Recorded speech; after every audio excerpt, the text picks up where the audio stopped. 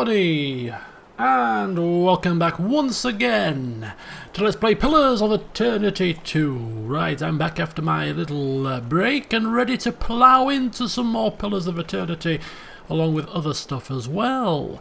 So in the last session, as we left off, we ended here on our newly repaired ship, which I have been reliably informed can be renamed, and therefore it is no longer called the Defiant, but is rather creatively named the Lord Fedoran. Because why not? If anybody's going to name a ship after himself, it's this guy. So he's named it after himself, the Lord Fedoran, and indeed he's changed the colour scheme to his favourite purple, and the sails are black with a white outline.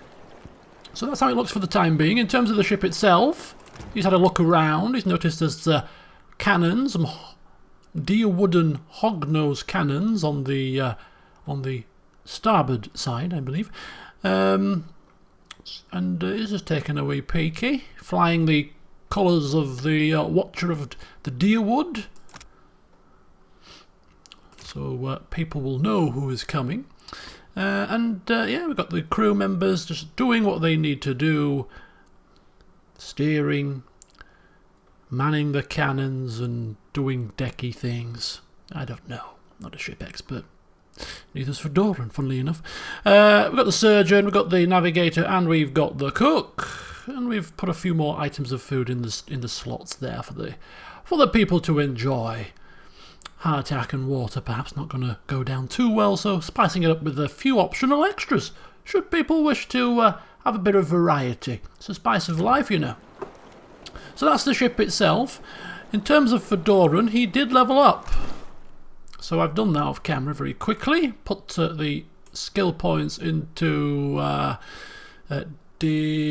Bluff and Arcana. There you go. To think for a second. And we have also given him a couple of new spells because we got 2 points, and those spells were level 3 Lengran's Displaced Image, which is a defensive based spell which gives extra deflection, extra reflex, and converts 30% of hits into grazes. A nice defensive spell for Fedoran, makes sense. And also this one, Deleterious Alacrity of Motion, which gives him swift in case he wishes to run away from the enemy, which has been known in the past, but also gives him that extra action speed as well, so it can be used as an offensive weapon because he can cast his spells faster. And when that's combined perhaps with the minor blights that we have, for instance, from the spell book, it might be quite a deadly combination. We'll have to wait and see how that works out.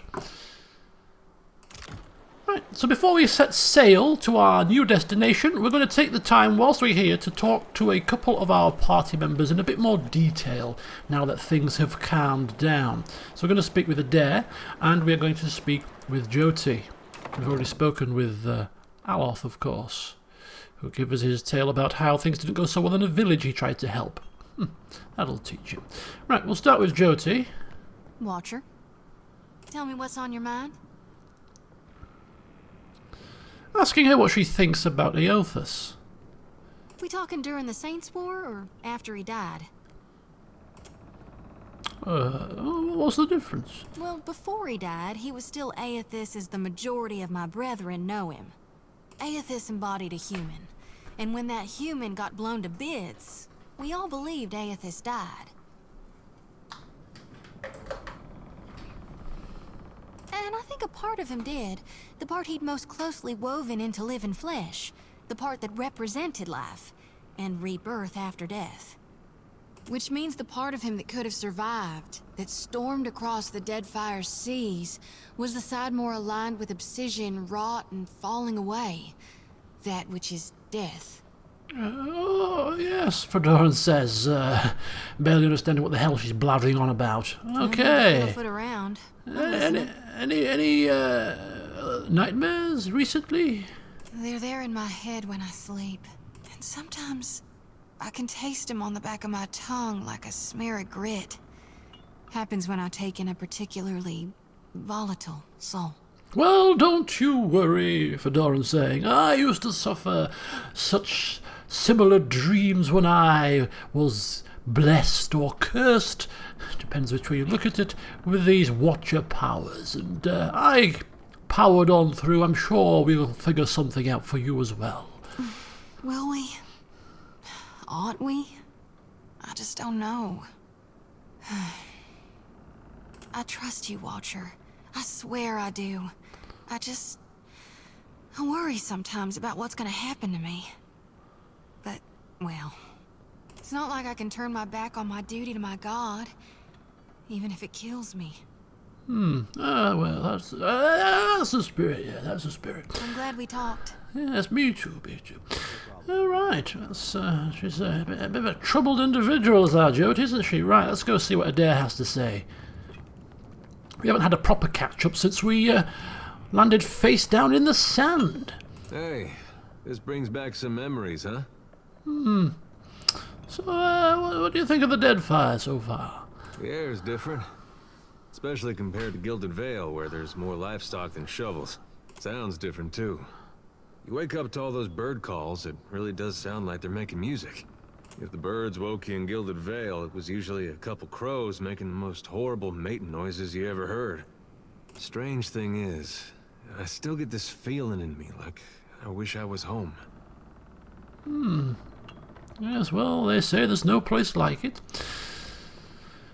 And, what did you do after we ended the legacy? I like that feeling, knowing we'd stopped Theos. We were part of something big. And that was something I never felt before, not even at war. Guess I went looking for it again. Not that I wanted to tangle with gods, but something smaller. Something I thought I could manage. Well, there's a group of Aethasians in Deerwood, the night market. Go around helping other Aethasians in secret. Sorta like the Leaden Key, guess you could say. Except not a bunch of craven lunatics. So this one night I'm at a tavern and this fella has a disagreement with me. Game of Orland's head he'd lost some money at.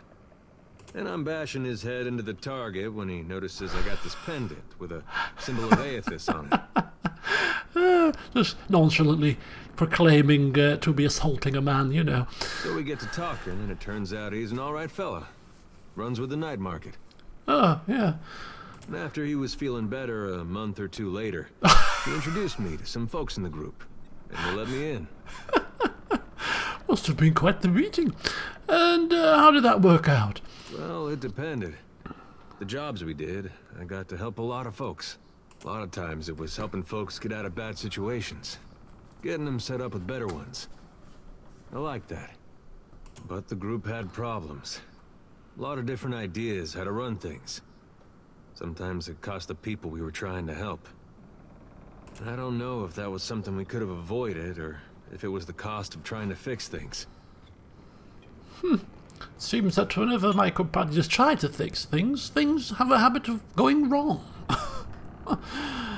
Whatever shall we do with them? Fedoran thinking that obviously it's his influence that keeps them on the straight and narrow. Without him, look at them. They turn to rack and ruin. If you like. And what do you think about Aethys, given the current situation? I want the destruction to stop. I want him to finish what he's doing and then go in peace. Only I don't see it playing out that way. Sounds like he's talking through gritted teeth. Yes, well, we'll see what transpires, eh? Let's get moving anyway. We better get to neck attack. Okay. So there you go. So, I don't know why Fedoran is wielding his bloody weapon. How do we put it away? I've completely forgotten. I don't know. Maybe he just feels like flashing it around a bit. Who knows? Anyway, onwards to the world map.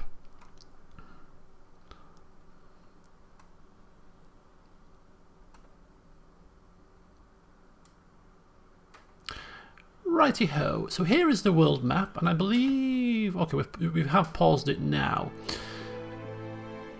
Now, we are supposed to be going to Nekataka, which is where exactly? It's been a while since the last session. But when we're in, well, when we're in Nekataka, we are, of course, are looking for news about the luminous Adra. But whilst we're also there, we might just want to check in with the Children of Dawnstars in the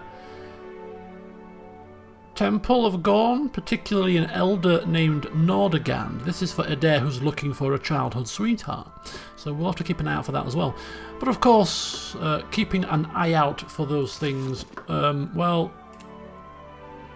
Aha! Northeast, slightly. And that's the Harbinger's Watch. We're not going to do that just yet, but Fedoran will be going there. If you remember, there was a note and something about somebody that held a feast in Fedoran's honour and had something that they wanted to discuss, which sounded a little bit shady, to be honest. But given that they have sort of regaled him with pleasantries, Fedoran can't help himself but to go and check it out. But not quite just yet. Anyway, before we go, I just want to say I've done a little bit of reading about the ship's combat, and it seems to be a little bit, I say complicated, but I don't know. I think it's going to be something that Fedoran avoids to start with. We know what Fedoran's like when it comes to these kind of things. He avoids challenges that seem overly difficult, and especially when he's not used to sailing a ship before. Any ship combat is probably going to be a challenge. So for the time being, until maybe he's got a couple of upgrades to the ship to make him feel a bit more confident, he's going to try his very best to avoid any sort of confrontation on the high seas. And we'll see how that goes. It might go terribly badly, it might go well, we'll see. But yes, at some point we will be engaging in ship combat, because there's like ship bounties I've heard, and they could be quite lucrative, so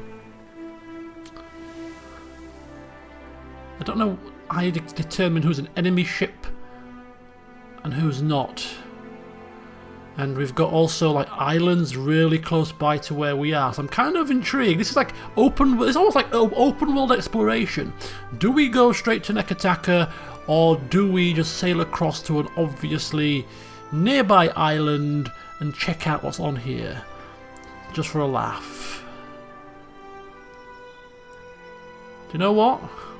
Seeing as we're here, I think we shall partake in a bit of exploration.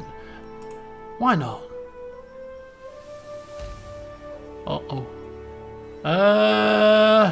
That ship was moving very, very quickly. And if this is a battle already, it could be a short session. As the Lord Fedoran, I'll have you know, leaves Port Marche behind, you casually observe dozens of other ships coming and going, mostly fishing and trade vessels. One craft stands out. An imposing dhow, replete with cannons, crest into view across the Lord Fedoran's starboard bow. The flag raised high atop its sails signifies a wish to parley. Well, so that's promising. However, the dhow approaches at an aggressive speed, suggesting that it may not be easily turned away. Yeah, okay. I've got a sneaking suspicion that this is more than likely a scripted encounter. The speed that ship moved was, yeah, pretty darn quick. So I've got a feeling this was meant to happen. We're going to face our pursuer head on, because naturally they have got the standards raised for parley. So parley we shall. You spin the ship's wheel counterclockwise. The ship swings around quickly, disturbing a gull resting on the foremast. The bird voids a white splotch on the deck as a signal of its disapproval. You even out the wheel and bear straight towards the dhow.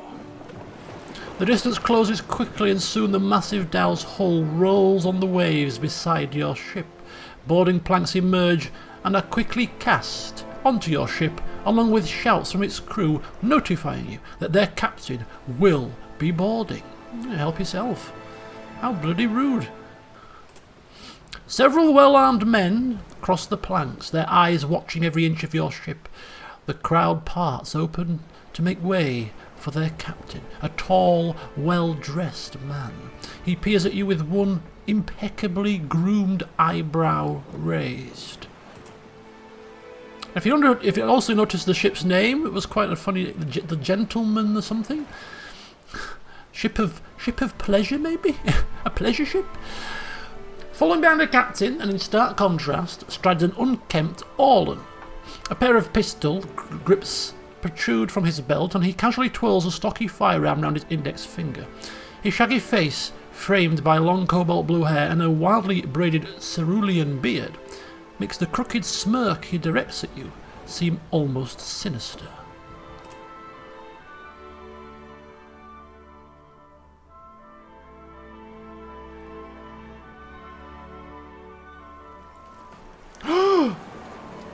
He has a hat! On behalf of the Principe San Patrina, I must request we meet in parley. The broad-shouldered captain up-tilts his chin in greeting. When he smiles, his left cheek divots a shallow dimple. So that's a greeting. And he knows who we are, that's a good sign. And on behalf of the Principe San Patrina, responding to the collapse of Grand Valia, noble families packed up their households and sailed abroad, seeking opportunities away from the shadow of their homeland. Over time, their old-world traditions evolved into a new identity as the Principe San Patrina, the princes without a homeland, a loosely connected and regulated organisation of pirates. So these are descendants from Old Valia, from Grand Valia, in fact. The crumbling Grand Valia, who have now formed this organisation of pirates. Get off my ship! Yes, well, we're not going to be overly rude. They obviously are more well equipped than us and have a bigger ship. So, simply stating that you have our attention. Agrasima. I will make this quick. He flourishes a courtly bow.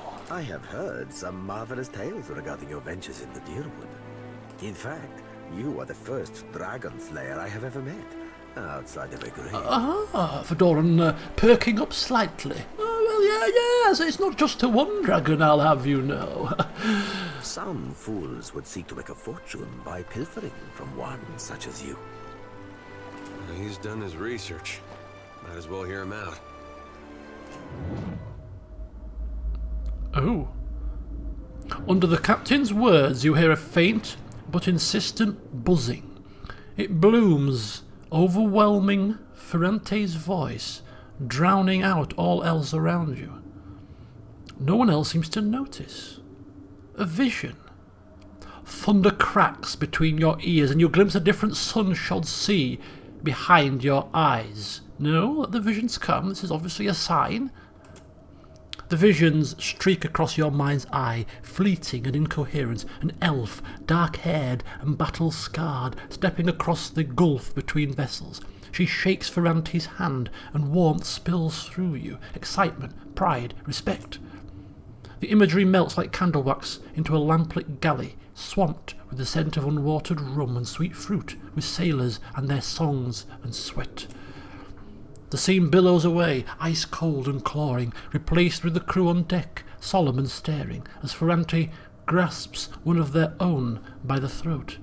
No, not one of their own. No more. You don't steal from family and stay family. Tears and mucus mar the man's features as Ferrante reads the man his last rites. Thief or no, they'll consign him to Ondra as tradition dictates. The vision passes, leaving you blinking on the deck of the Lord Fedoran.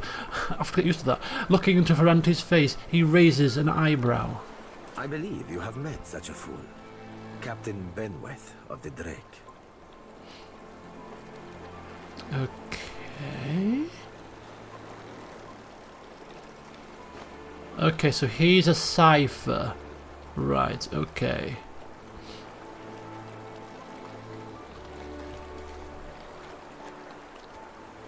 We're certainly not going to ask that. Don't want to appear like we're stupid. As a Valian, you should know his stuff. Yes, I remember the Drake. Very well, in fact. Galarde. Then that should make this easy. I am keen to show my rascal of a compatriot some much-needed humility. I thought perhaps you may care to as well. For Auntie's, for do my job for me, friend. Hope you don't die in the effort. The rogue words flit through your thoughts like darts. Not quite your own, but not entirely unlike your own either. And I don't mean to appear rude, but why exactly is this any concern to me? As an ally to the Knights of the Crucible, I believe Benweth sought to take you down a notch. Okay, so lots of our previous actions coming into play here. It's quite nice. Word of Benweth's raid on the Defiant will spread throughout the Deadfire. More fools will seek to prey upon you. I would suggest you stave off all others by making an example of Benweth.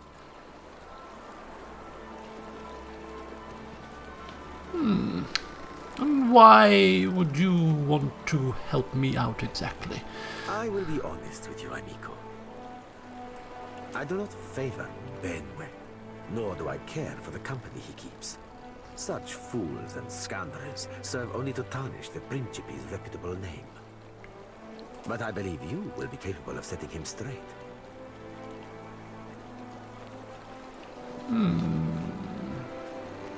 And you are not a scoundrel? I take it? The captain spreads his hands, palms up, in a disarming gesture. I am a gentleman, of course. Of course. And I am certainly not a fool. And where might I find Captain Benweth? Say I wanted to teach him a lesson. Benweth's Drake took damage during the storm. Eventually, he will need to dock for repairs, and when he does, Seraphin can find him for you. Indicating the Orlan to his side. He is rather an unrefined creature, but he is a most skilled ship hunter, I assure you. Unrefined? Begging your pardon, Captain, but I'd be the high fucking model of the Gentleman of Fortune. As for Benweth, that sucker of squid tits be as predictable as the tide. I'd wager all my furriest bits that he'd set sail for Deadlight. That would be felicitous indeed, as I believe the traitor Remaro hides there as well. I quite enjoy killing two men with a single bullet. Wouldn't have even thought of it if you hadn't brought it up, sir. Yet you feel a surge of anger that's not your own. Seraphin spins toward you and bows again. Now, I ain't hardly in any hurry to leave the fine company of the Gentleman of Leisure, but the Captain be right about me finding your mark. That was it. The Gentleman of Leisure. What a name for a ship. Adding to that, you sail into Fort Deadlight not knowing your innies from your outies, you might very well find the locals cannon fucking your boat to sodden splinters.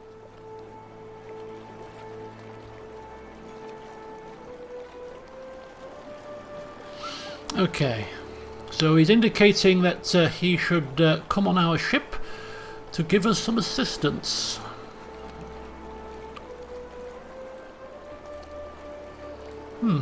Well, I mean, it's a very highly suspicious situation. This ship just approaches us, gives us a fair warning about things, offering us a ship hunter.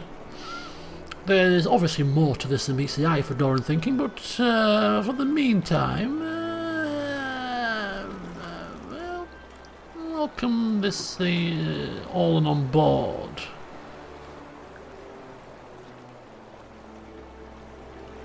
Oh, you won't be regretting this, Watcher. At least so long as you keep us heavy in grog and light on the onions. Ugh, them dirty shit apples ain't never agreed with me, and I'll be suspecting they never will. He pats his belly as he strides to your side. He's not sleeping near my berth, I promise you that much. I sail now for Dunwich, my own safe port. I will await you there, should you be successful in schooling our wayward captain. Ooh, Ooh, he's actually a companion. Ah. So we've got, you can have him as a Cypher, a Barbarian, or a Cypher plus Barbarian, which makes him a Witch. I don't know. I've never played with a Cypher in the first game.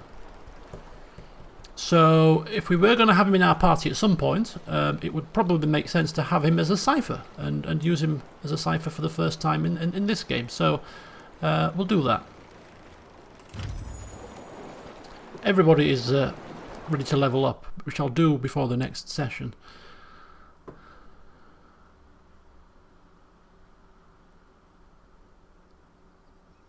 Alright, so there we have it. We have a new companion, a ship hunter, who we'll have to get to know at some point. But before we do, we're going to finish off this session by having a little bit of a nosier poke around a little island here that we've stumbled into just off the western coast of Marge Island, making use of our sort of free-form exploration here. So Dunwich is where we hand in the quest. Fort Deadlight is where Benwith is. So if we take a look at our journal, just briefly, we can see that Blow the Man Down, that is not classed as a high-level quest, so it's possible for us to do that now. So, okay. So he's taking refuge at the pirate haven of Fort Deadlight.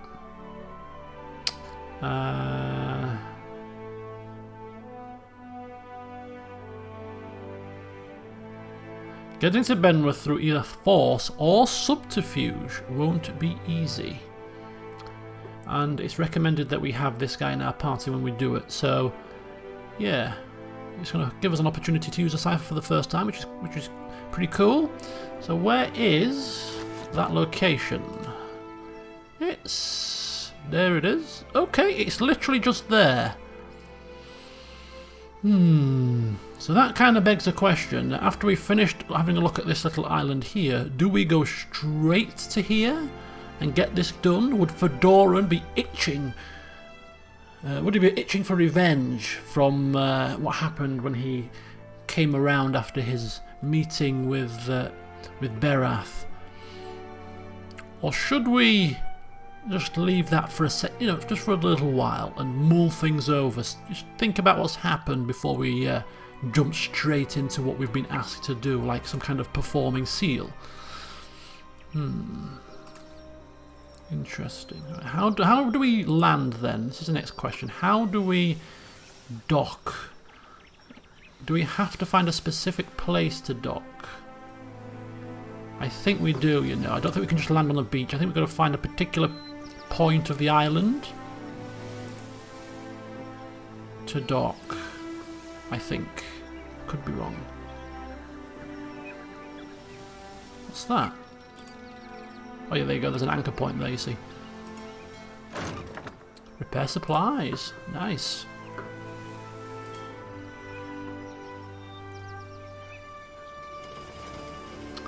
And there we go. So, oh, look at that. Look at it. Oh, look, you can see it's the purple trim, the black sails, lit up at night time. Oh, it looks so bloody cool, doesn't it?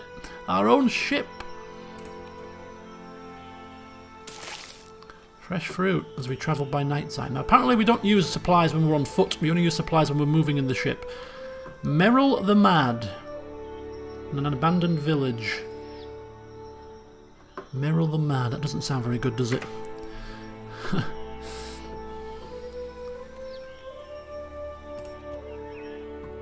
Uh-oh. Uh-oh. Just how mad is this Merrill? And should we be concerned? Right, okay. So as I said, we'll level up the characters in the next session. I need to get my character sheets out again. It's been a little while since I crafted them. Sure. We seem to be a little bit out of order. What the hell is going on? Trouble. Why are we like that? Completely in the wrong order. These two are switched around. Yeah, that looks a bit better. Okay, so we've actually got a rusted copper construct times 2. We've got a revenant. We also have a revenant, and we also have a revenant. We've also got some places down here. This looks like a good point to tank them. Okay. There we go. A little bit of combat. Ooh. Oh, there's Meryl the Mad. A caster. Casting something. Some kind of buff. Okay, so that person has to go down first. No questions. No questions. It's beyond me. Yeah. Fedoran, this needs to go down. So we're going to use an empowered magic missile to really do some damage here. So empowered magic missile. Okay, it's been a while since I remember what to do. Here, it's been a while. Okay. I mean, this guy is surrounded by many things. He could be in trouble without any assistance, but he's kind of just going in there. Discipline Barrage is an instant cast.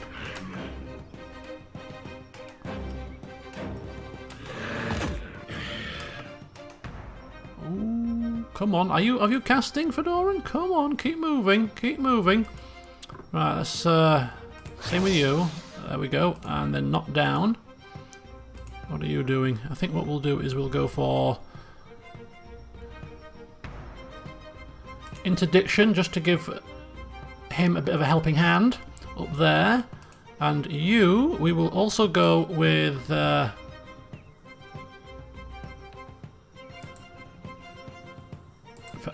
ooh, in fact, before we do that, we really should be casting that to give us an extra power level.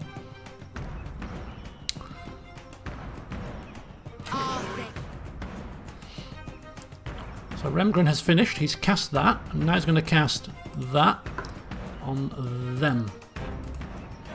So he's still casting that. Yes, he is, and now he's going to try and knock down Meryl the Mad. Ooh, that did some damage, nice. Okay, that's good.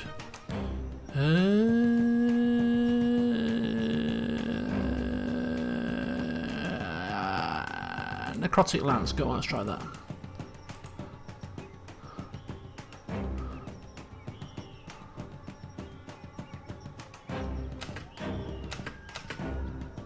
Okay, so we've dazed those.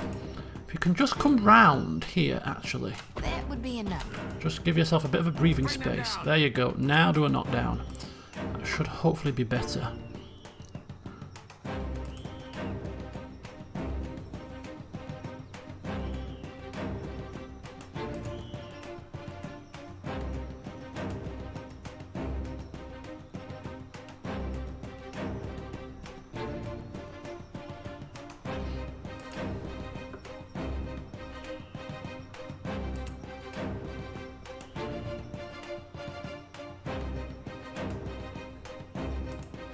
Okay, so casting that.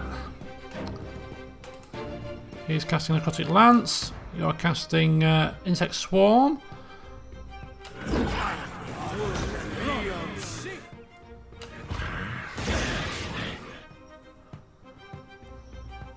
Insect Swarm is cast. Looks like Meryl the Mad is going down here. Nice work, and then we're going to Slicken.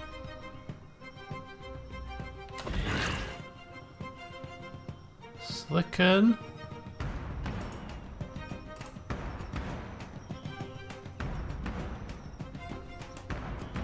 Frenzy. I think what we'll do is we'll cast Second Wind and then Frenzy.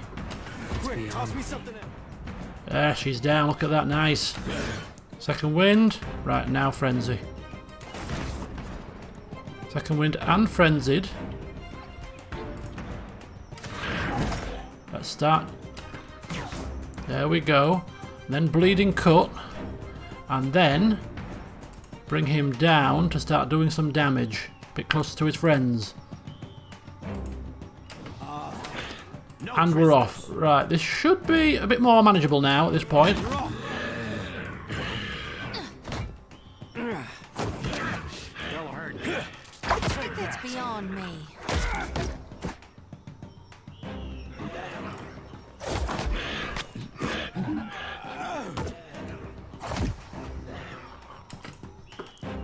have him go into boar form.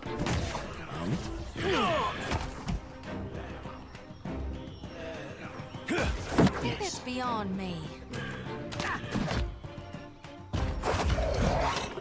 And finally...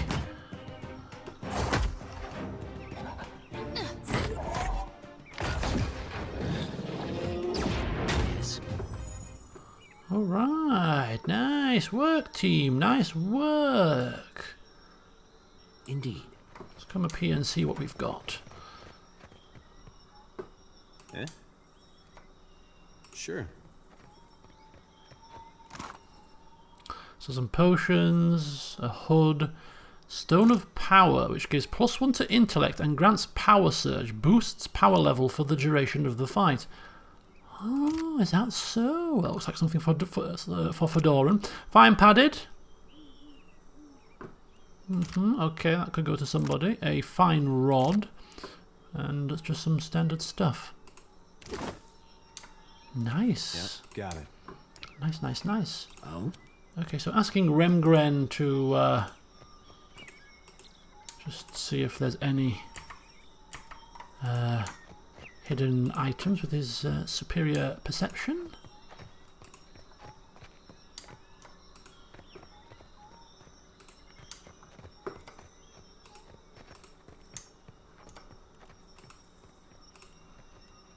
Doesn't look like it.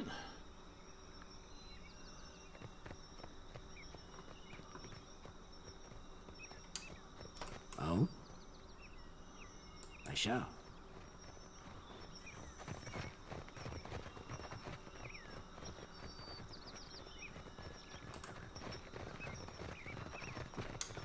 Okay. Nothing doing.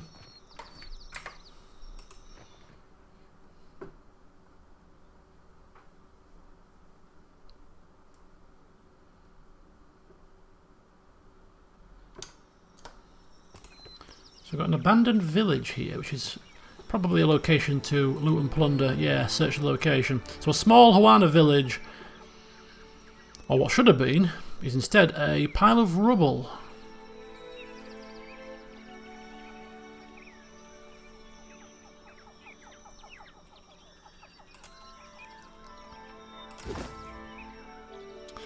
Some fire kelp. Keep poking around. Keep poking around. Some pyrite. And that's everything.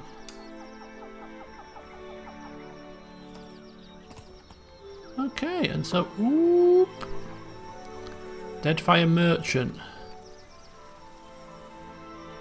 Don't think that would be attacking us, that ship particularly, but you never know. Okay, so we are now... sea navigation. Click on the known locations drop-down list to bring up a list of places you have discovered. You can also search a location by name. Ships travel faster in deep water and slower in shallows. Okay, handy to know. So what we'll do is we'll end the session here. So a little bit of a shorter one, but I've got to get this up in time today, so I've got to get this recorded and uploaded and edited all in the space of about a couple of hours or so. So yeah. We've learned a little bit about ship exploration, we have picked up a new companion, and had a successful fight. So all in all, I consider this a successful session. So before the next one, I shall level up the characters, and then I'll give you a quick rundown as to what I've picked at the start of the next session, and we will have already decided at that point, maybe with a little bit of your input as well, as to whether or not we are going to take on Benwith right now, or whether we're going to let people stew, and instead we'll continue on our original course, which is to Nekataka. Let me know your thoughts, and I'll get back to you next time. So until then, see you soon.